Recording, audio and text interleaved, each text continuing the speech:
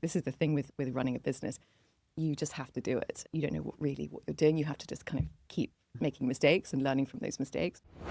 Thanks to MedJet for supporting the Lady Business podcast. If you're hospitalized or your security is threatened while traveling, they can get you home. I'm a MedJet member and have been for years. Everyone who travels should be. Enroll before your next trip at medjet.com.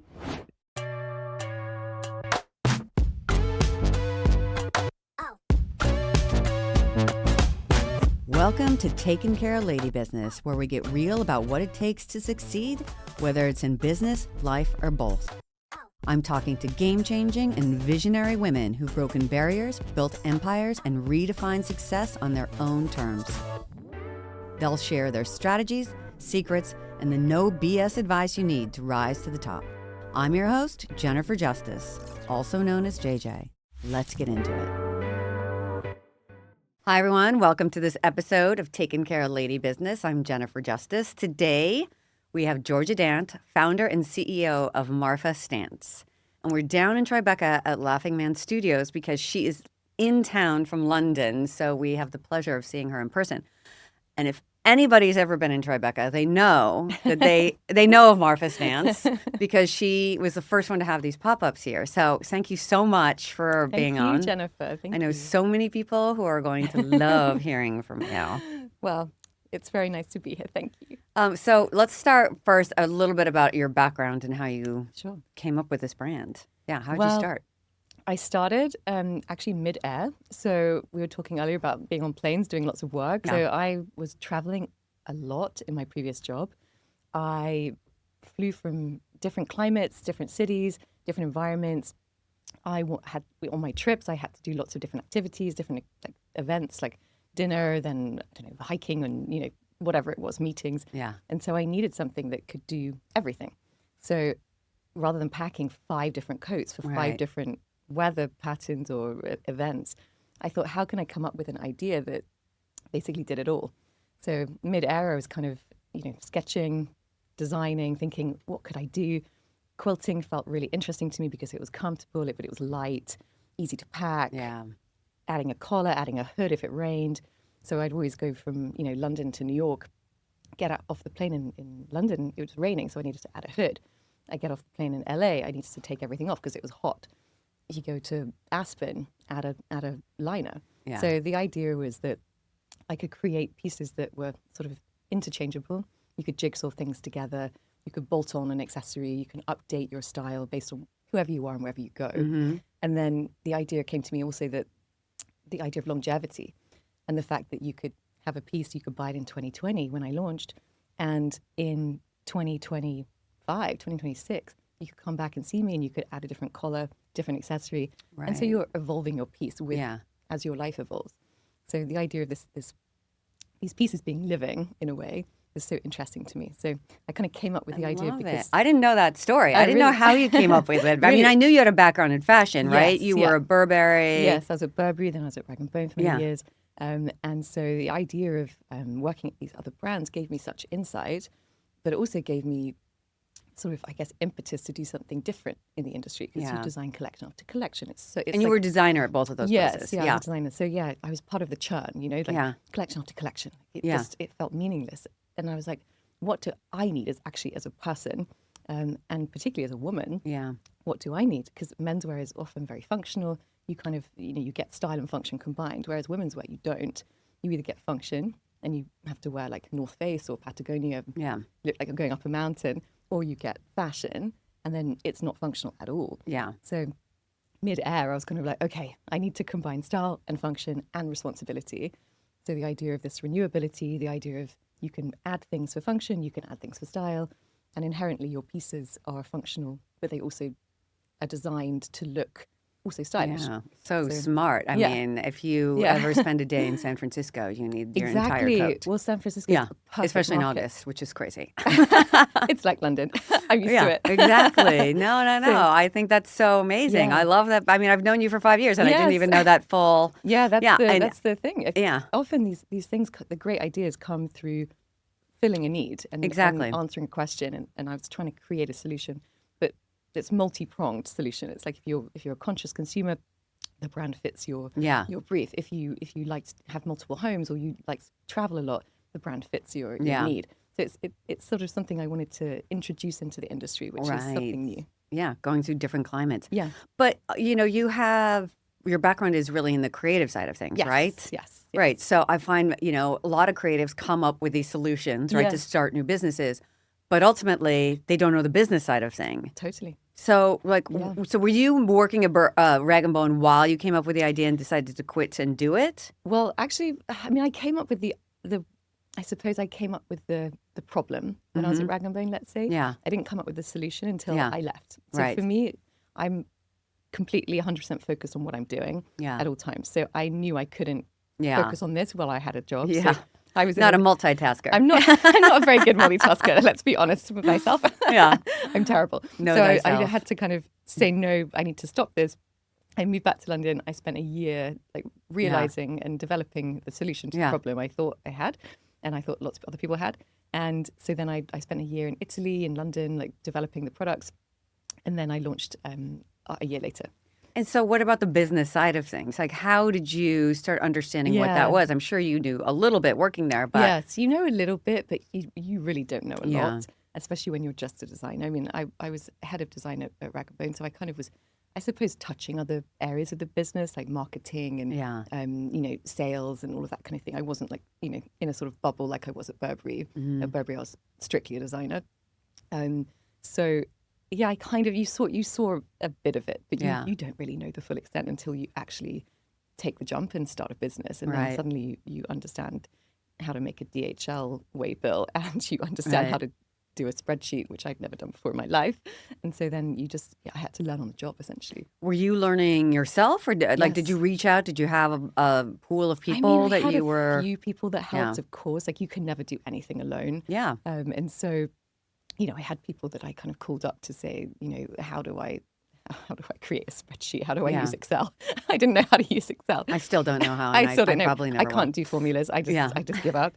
And I had a friend who was an accountant, and I was like, okay, can you talk to me about how I do the books, kind of thing. Yeah. I mean, of course, you don't know what you're doing. You have to just kind of keep Yeah. making mistakes and learning from those mistakes. But I think if you sort of, this is the thing with running a business, you just have to do it, and then Yeah. you just You can't figure be it out. like, as women, we're always like tempted to be totally perfect. Yes, no, you can't Before be. we start No, anything, no, we no. cannot. You cannot. got to get it out there. Totally. And I was very comfortable with failure, actually. Yeah.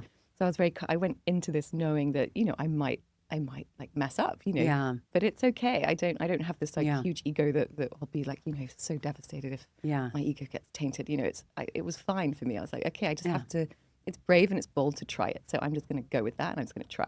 I And it's love okay that. to, mess up a bit. No, I know. It's What all is right. it like? Done, not perfect. It's a Yeah, better solution. exactly. But, I'm sure this was a little cost intensive, right, to Yes. start. Yeah. So did you raise money? So I started self-funding, actually, which was, again, a bit of a bold move. But again, I was in a lucky position to be able to do that. I mean, it was very, it lasted about 6 months. Yeah. After that, I suddenly needed money. Yeah. You didn't realize how expensive it is to do these things when you, don't know the business side. So yeah, I self-funded for the first part of the journey. And, of course, it's a scary thing to do because, you're putting everything into it. You're 100% in.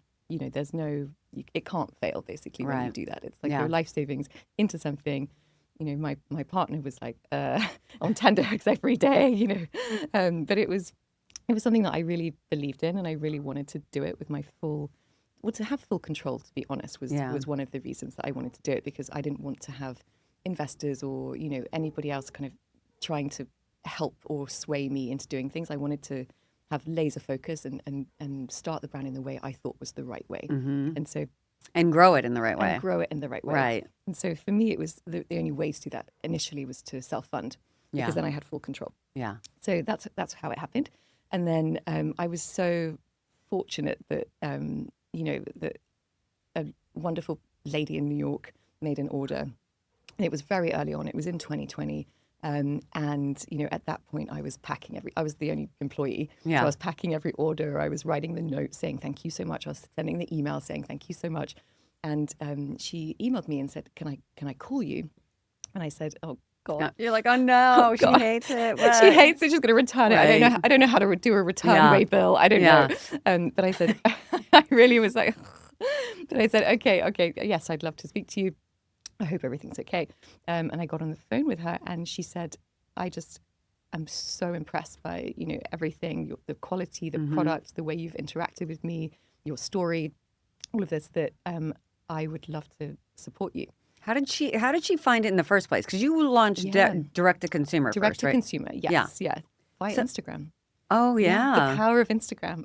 As much as I hate Instagram, I love Yeah, I Instagram. know. It's it's a love-hate Yes, it's a relationship. love-hate Gift and a relationship. curse. Yes. So wait, you launched in 2020. I know this because we Yeah, spoke. 2019. Sorry, I think I just said 2019. Okay, 2019. End of 2019. Okay, Yes. and Yeah. then you put it on Instagram and Yes. Yeah, and it was an immediate, I think because COVID at the same time was happening. a lot of shopping happening. A lot of shopping happening, a lot of Instagram usage, a lot of Yeah. kind of online. So it sort of took off very organically from that Yeah. point. And so she saw an ad on Instagram, and I didn't know how to do that kind of stuff at the time. So it was just like, a very sort of, simple, picture of something, Marfa Stance, and then, she obviously thought it looked interesting. And took a bit of a risk buying from a completely, self-funded female founder that didn't know anything about anything. Yeah. And anyway, so I spoke to her about, the potential of investing in me. And it was a very small investment at first. It was just, to be a cheerleader essentially and just to help. And then, she's been, instrumental in the business ever since, on a level of like packing a box with me, from helping me actually strategically grow the business and scale. Yeah. So And she's your only investor, right? So she was the only investor up until, so we did because it's been such a wonderful relationship. Right. Last year, we decided that we are in a position now where we need to scale, because we've grown very quickly, very sort of organically, very authentically, and in order for us to now go to the next level, you need a bit of extra capital. Sure. So that's just the reality of what it is. And at a business like this, it's very hard to kind of be profitable so early. So we're breaking even, but you need money to scale. Yeah. So I was also pregnant last year. Yeah. So we were like, okay, let's just see the landscape. So I went to some strategics and VCs and presented the idea of Marfa Stance and what we wanted to do, and we had actually amazing interest, which for the time and the climate right now, it's a bit sort of shaky for this industry, but we were very well received. And it was interesting. We had a couple of offers on the table, and in the end, I said to Barry, who's our investor, I said, you know what, our relationship has been so amazing. Do we really, really want to take institutional money right now? Yeah. Because this is going to change the business. Everything. Yeah. Everything changes. Do we really need to do that right now? Should we go out to our amazing customers who are amazing? Yeah. They're formidable female forces. All of our customers, they're amazing. They all are somebody amazing, basically. And I said, why don't we just go and just like say, would you like to be part of this? Because that's what you did, and you've got so much out of it, and I've got so much out of it. So that's what we did. I went to 5 people that I really love and trust and just said, would you want to come in? It's probably the only opportunity, because we're going to have to take institutional at some point, probably. Yeah. So this is like the last chance to do this. And so they did, and we raised 1.2 million just with 5 people. It was so great. And now we have That is so amazing. I love this story. 6 women in the mix. I know. So, because so many people, they start by getting institutional money, and it changes everything, and then your growth. Exactly. But the funny thing is you grew like a VC wants you to grow Yes. in a very short period of time. Which is and great. so, you know what I mean? Yeah, but like, totally. but you did it without that, like pressure and the growth. Yes. So let's go back a little bit, because between Barry giving you a little bit of money and then last year, right? Yeah. I mean, people really know your brand. Yes, really know your brand. Yeah. And it's a luxury brand, so it's not cheap. Nope. So, but it does well. Like, Yes. what were the things that you did right to get like this amazing marketing and the name out there? I mean, it's an interesting journey, and I think every brand's journey or every business's journey and every founder's journey is so different. There's no right way. I think what we did, and it's probably because I don't know, I haven't been to business school. I don't, When ignorance is bliss, ignorance 'tis folly is to be wise. Totally. And I completely believe that, because I didn't really know anything. I knew how to design a great product, but that's it. So ignorance is bliss. So we just sort of went about running the business and I guess showcasing the business in the way that felt the most authentic to us. And that is the product is an interactive product. You build, you customize, you personalize. It's about female agency, right? You're building and creating your own piece for you, not for what my vision is. It's for what your vision is of your life. So the only way to do that really properly, I think, is for us at that time, particularly, was pop-ups. Yeah. And so, and trunk shows. So the idea that we kind of take the brand to you, we explain the vision, we explain how you can integrate this into your life and continue to evolve it throughout your life. And let's play, let's create, let's design together. It just created this incredible community-driven growth because we'd meet people, we'd customize, we'd build. Right. Because you got to show them what they could do with them. Yeah. Exactly. And we got to reverse and we got to do all this kind of thing. It created this almost like an experience. And so people would bring their mothers, their sisters, their kids, and they would all do it. It became like an event that people would want to come to, and people would stay for like hours. And they just, it was, sometimes people were like, oh my God, it's been 3 hours. Yeah. Like, you got to go. Yeah. You can go now. Not that we ever turn anyone away. I remember going to one and you served wine. Okay. So that's on you guys. Okay. There's method to our madness. Yeah. A bit of wine never hurt anyone. Yeah.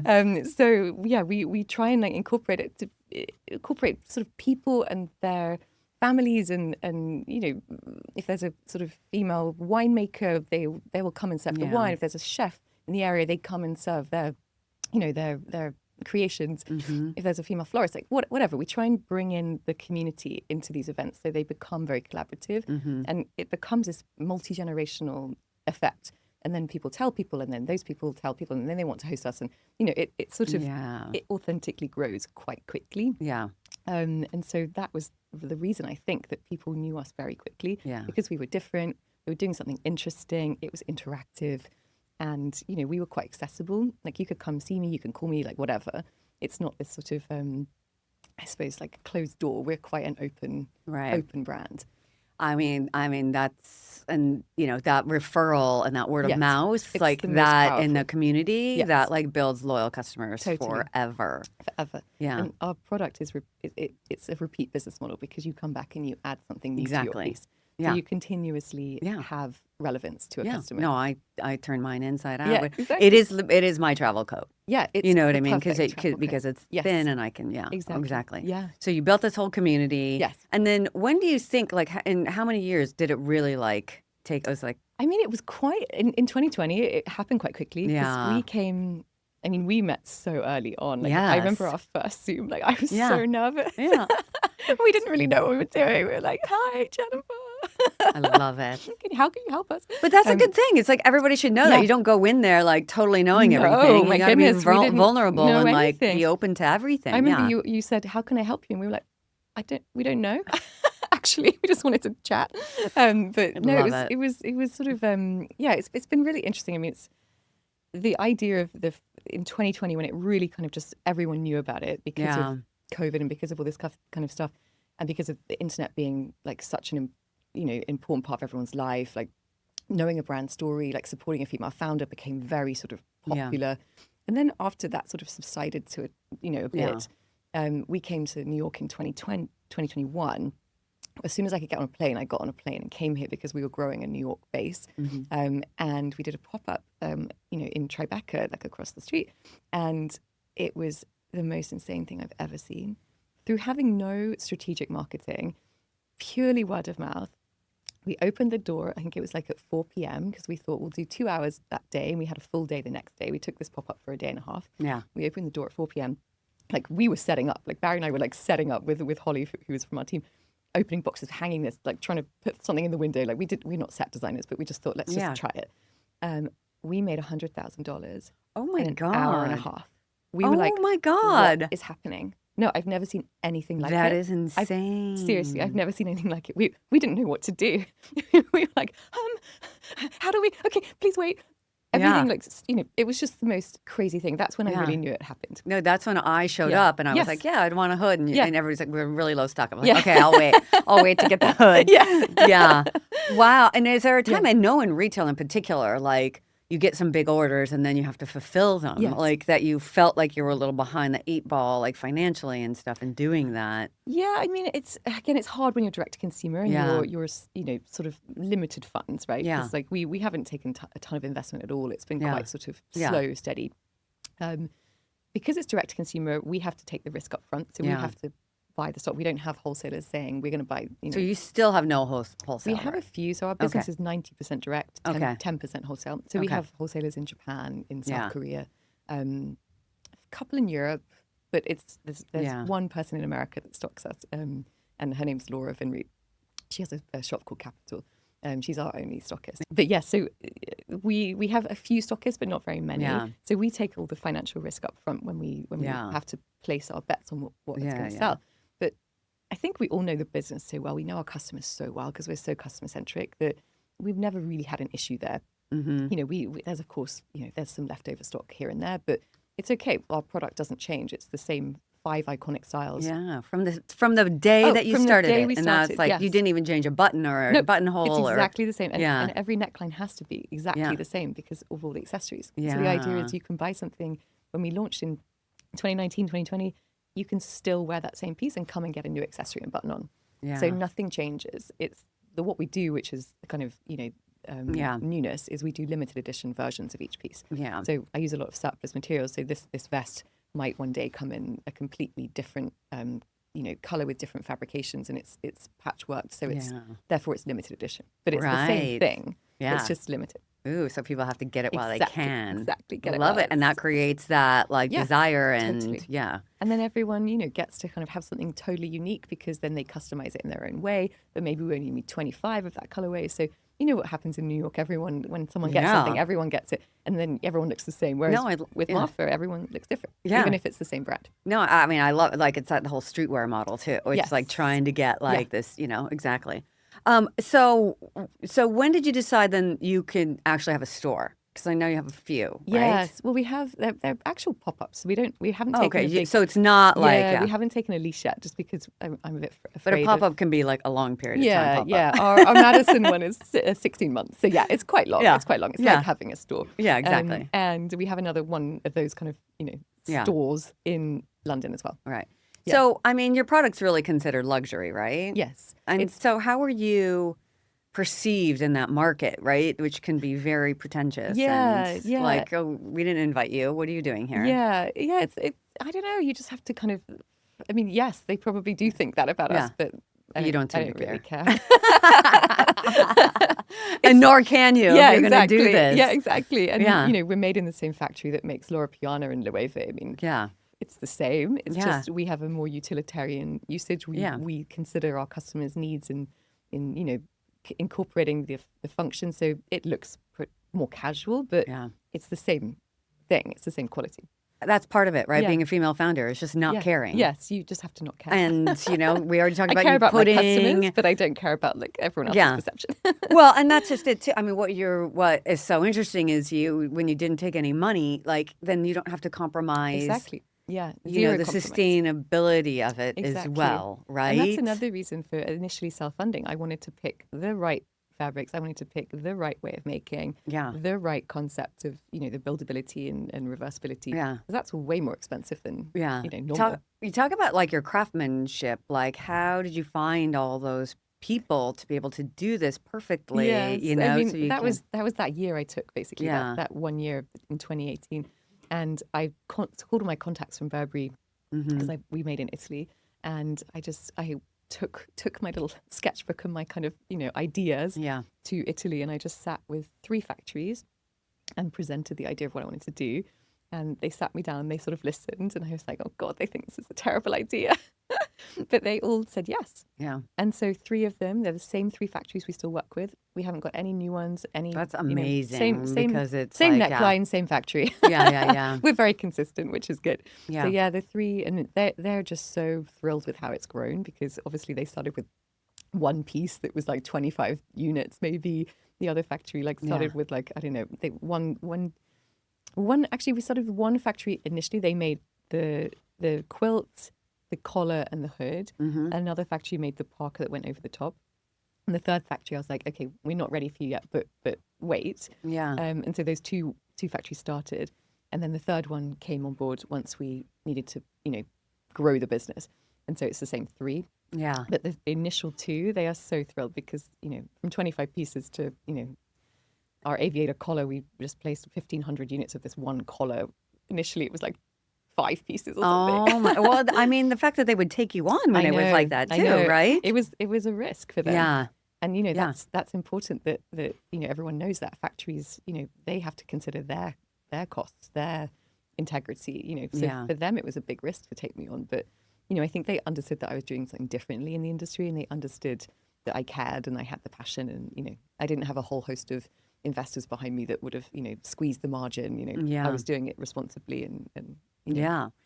So you were one person Yes. packing it for Barry, Yes. didn't know how to do a return way bill. Yes. Now how many are you? So now I think we're 28. Wow. Yeah. So Yeah. who was your first hire? I'm always interested Oh in my people goodness. think that's their first hire needs Do you to know? be. So last year we turned 5 last year. Yeah. And we did a profile on. So it was actually 2 people that started at the same time. So I had 2 first employees, and we shot them last year, like photographed them, and did a whole piece about how they were our first employees.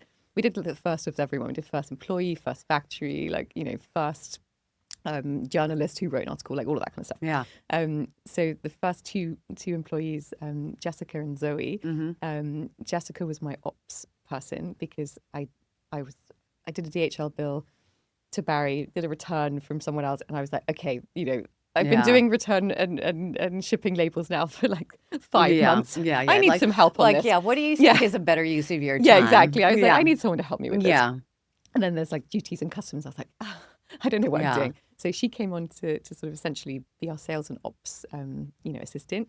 And Zoe came on to help me pack orders and email customers and, basically be my assistant on that side of things. So, I had sort of like right and left brain. Yeah. And I was sort of in the middle. And everyone was working from my flat in London, which was, not big. And, it was kind of interesting. Yeah. It was kind of interesting. And 28 now, are they all remote, all in London, or all over the place? A mix of Yeah. London and New York. Yeah. So in London is our sort of HQ. So everyone that Yeah. works in London sort of need to work with me. So it's like anyone on design or anyone in production and anyone that's kind of involved in marketing, they're all based in London. Yeah. And then our sales teams are split between London and New York.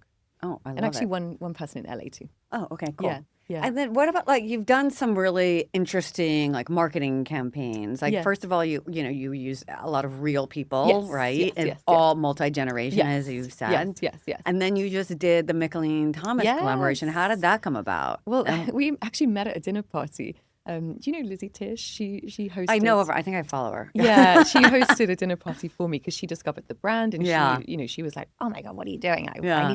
need to meet you." So she hosted this really fun party, and Michelin sat next to me, and I was like, "Oh, I didn't know who she was." Or Yeah, anything. yeah, and I yeah. was like, "Oh, you're so cool," and I love your work. And Yeah. wow, I didn't know she was a really famous artist. I had Yeah. no idea. And it was really funny. We all kind of had a few wines, and we all started playing dress up with Marfa because I brought a suitcase of Marfa Stance just Yeah. in case anyone wanted to try. And so, anyways, we had a fashion show in Lizzie's home, which was quite fun. So after that, we kept in touch. I went to Freeze last year. Yes, Freeze last year in last February. Yeah. I was very heavily pregnant, and I just met her, and I was like, because actually a couple of months before Freeze, she called me and she was like, "I'm being mobbed in my," because she has one of our raincoats. Yeah. "I'm being mobbed in my raincoat everywhere I go, like out Basel, if it's I don't know, whatever, I'm going to launch an exhibition. Everywhere I go, because she always wears Marfa, Yeah. people just stop me and say, 'Oh my God, how can I buy that?'" Yeah. And she called me and she was like, I want to, what can I do about this? And I was like, "Michelin, why don't we just do a collaboration? Why don't we do a raincoat together?" She was like, yes. So I flew to Freeze to meet her, and I took a bunch of surplus materials because I said, why don't we collage a raincoat? Because your work is all about sort of collaging and texture. And why don't we take surplus materials? Because our raincoats are all surplus and they're all limited edition. I was like, why don't we do something that feels more like you, though? So I went and sourced loads of prints, loads of sort of interesting colors that reflect her work. And we sat together in LA and we just sort of said, "Oh, this here, put this color here, put this print here." And we basically like worked on it how she would work on an artwork. Yeah. And so we came up with the design together. And then I said, okay, we have a piece. Let's go. Yeah. And so then she worked on like the idea of the photo shoot. I worked on the jacket. And we came together in January of this year and made it happen.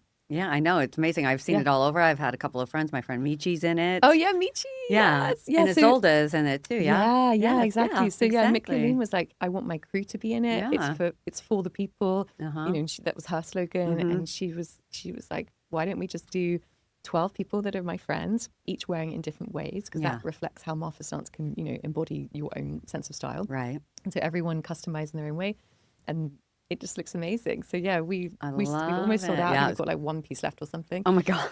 Yeah, I love it. Yeah, and so it was such a great thing, and it was so easy. Like as a Yeah. collaboration, it was such an easy thing because, you know, I guess we're friends. Like, you know, Yeah. when two people come together that have a similar shared, you know, vision of things. I mean, that's really easy. the whole theme of Yeah. everything. Like, has Exactly. been collaborate, Totally. authenticity. That's you kind know, of it how all, we roll. Basically, it's like that. And, Yeah. you know, anything that we've ever it's done. like a marketing dream. It's like a marketing A like marketing dream story that without everybody. any experience in marketing. No, I know, but that's, you know, what's so great about it, you know?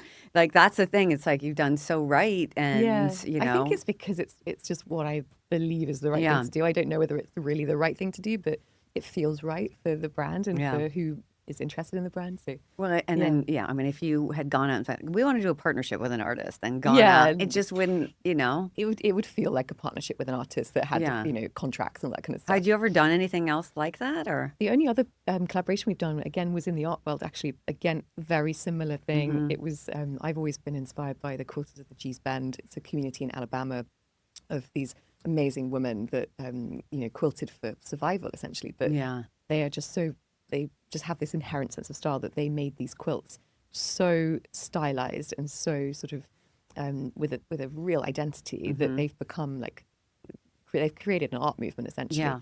Anyway, so they're incredible, but they're very protected because they've been very exploited, and you know, there's a whole horrible history to do with it. But we partner a lot with because the word Marfa stance, the word stance in our name represents our responsibility, whether that's like on a social level or environmental level. And so we do a lot of impact work because of, you know, I want our stance to be equally as important as our creativity, which Right. Marfa represents creativity, stance represents responsibility. So we always try to find these sort of impact-driven collaborations or ideas or strategies or products.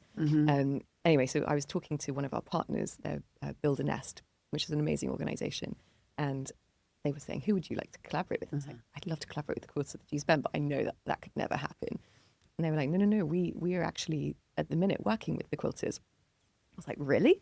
They were like, we're trying to actually establish them with bank accounts, and we're trying to establish them to create their own revenue streams by building their own shops on Etsy. Oh my God, that's amazing. They were like, yes, give us a year, because we're literally, some women didn't have bank accounts. They just, Right. it was in such a, you know, so Nest went in and really, really helps each woman become sort of, you know, financially like independent. And so after a year went by, they came back to me and said, this was in 2022. They said, okay, we're now ready. We can collaborate. And so the whole project took another year. So in 2023, we launched this incredible collaboration. It was the blankets, it was garments, and it was artworks. And it was the most incredible collaboration. We flew them to LA. We did this whole exhibition. It was so great. Wow. Everything sold out. I mean, it was an Yeah. epic collaboration. And then the Financial Times wrote about it, and then the Royal Academy contacted me and said, "We love what you've just done. Yeah. Can you come to the Royal Academy with the quilters?"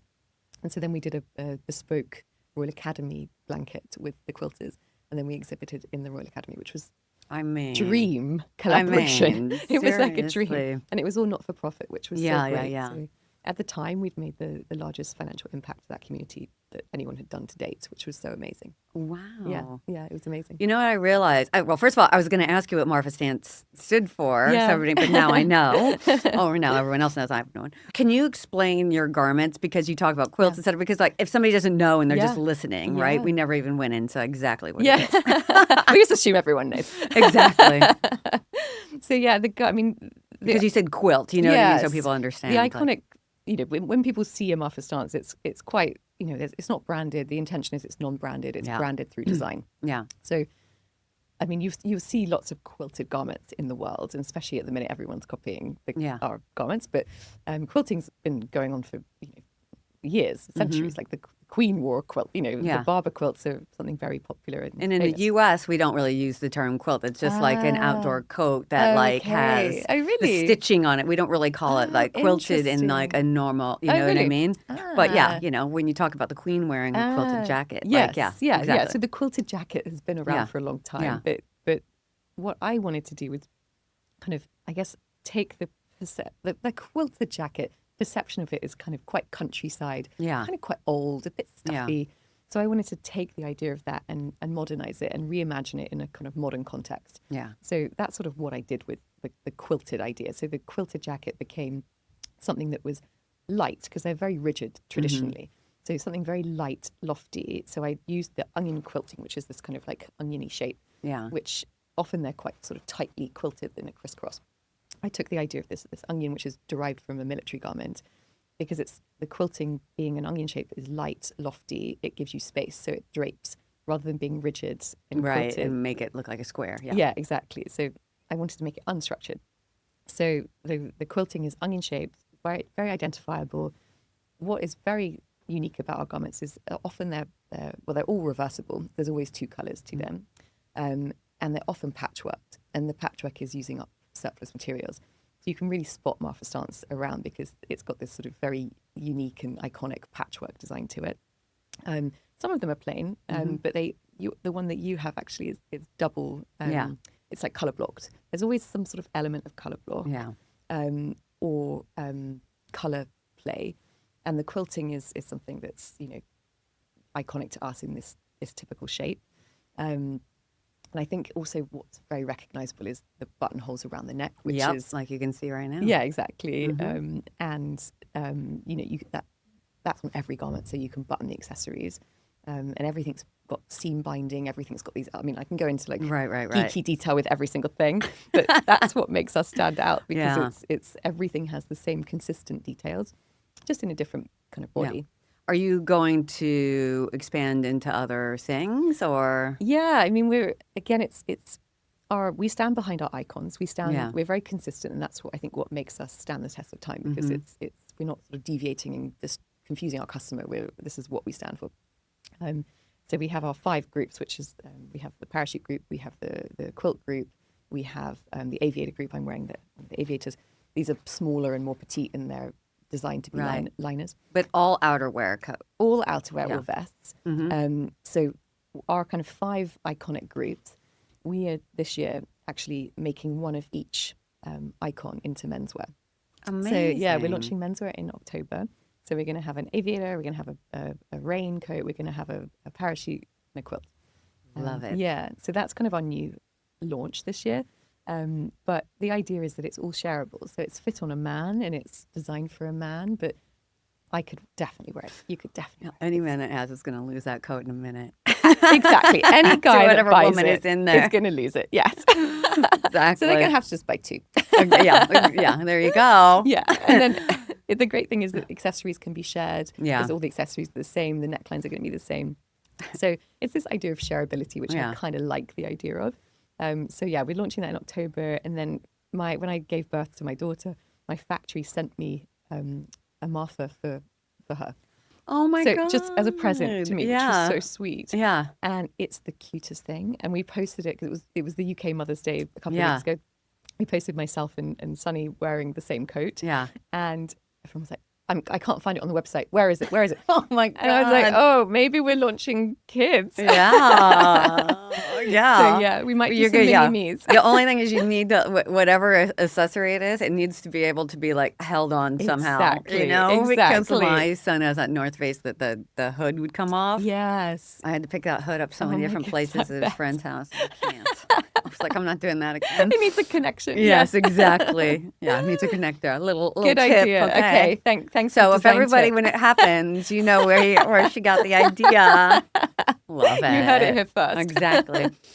All right. So I know I have to let you go because you have a busy day and you're visiting New York. But a few more questions, like for like advice for women and a female founder, right? Yeah. It's just like I love when women come on here and tell their stories and and it's not perfect and it's not Yep. linear. Like, Yeah. what's the one thing that you wish you would have done differently? It could be two. It could be none. You could be like, I think I nailed it. I That would mean, be an awesome answer, actually. well, yeah, exactly. I feel like I really nailed this. I would love to say that. I mean, yeah, no journey is perfect, and Yeah. I'm definitely not perfect, and we make mistakes all the time. I mean, I think what could I have done differently? I mean, I think sometimes like I mean, for me, I think kind of going through this at the minute. Maybe when you sort of grow quite quickly, you think you need a lot of people to help you. Yeah. And actually, sometimes you realize that you don't need a lot of people to help you. You just need the right people to help you. And so I think maybe kind of taking a step back before, just sort of panicking and like, not that I was panicking, but, sort of thinking you need all these things because you've worked elsewhere and you've seen how things happen. Maybe it's taking a step back and being like, what actually do we need? Like, really, really, really, what do we need? Rather than just sort of, it's always the same thing. You always should listen to yourself. You should Yeah. never kind of follow someone else's path or go down the sort of status quo route. I mean, because it's sometimes it's very hard, right, to know if Yes. you are following your gut Yeah, or it's being hard. fearful, Yeah, and exactly. making And sometimes you confuse yourself because you're like, yes. is that my gut speaking or is that Yeah. not my gut speaking? Yeah. Or is it like fear, or is it Yeah, like I'm exactly. listening to too many people because I'm Yes. not? Yeah. Yeah. And actually, for me personally, I can't listen to too many people, and I need to sort of just At least you focus. know that. Yeah. Yeah, no, I do. And sometimes I do seek advice and it does distract and confuse me sometimes. So yeah, that's probably I think that's probably what I'd do differently. I would Yeah. make sure that I always listen to myself Yeah. properly, take myself away into Yeah. a dark room, just be like, okay, what am I doing? I know, right? In all your spare time. In all my spare time. I know we have a mutual friend who said Tarmi was an Yes. amazing Yes, facialist. yes. And she was like, Georgia works so much. I don't know how she does it. I know. I'm always trying to meet up with her. I'm like, I can't today. Tomorrow, maybe. And then 2 years go by. Yeah, exactly. All right. One last question. Yeah. We ask every single person Yeah. on the podcast, and women usually have a lot of different answers for this. But what is the worst advice you've ever received? I mean, again, I think for me, it's actually the worst advice, but also the best advice. So it's actually, it was somebody early on when I sort of was, again, through fear, saying, should I do this? Like, what do you think? Like getting people's advice. Because of course you need to listen to people and Yeah. then make your own decision. And they were like, you shouldn't do it. Definitely don't do it. Like it's a real risk. I think it's going to be a mistake. Don't do it. Or is that person still in your life? Yes. I won't name names. And that for me, actually it's the best piece of advice. Yeah. And the worst, because the worst, if I'd listened, then Yeah. we wouldn't be here. We wouldn't be here, and what a shame that would And be. so many people would not be wearing these coats. Exactly. Or be warm. Yeah, New York would be freezing. Yeah. Exactly. So, but at the same time, it's the best advice because when somebody says no to me, or I can't do that, or you shouldn't do that, I have this rebellious streak in me that says, okay, I'm going to do it. I'm going to show you that I can do this. And so, actually, without that kind of feeling of like, okay, I'm going to prove you wrong. Yeah. Maybe I would have sort of not had the impetus to do it. So, although I don't think so. When I get an idea in my head, I have to follow through. Yeah. But it's something that it was, this is why with female founders, you have to really, really trust your gut. Yeah. And you have to really know. But you have to really have full commitment though.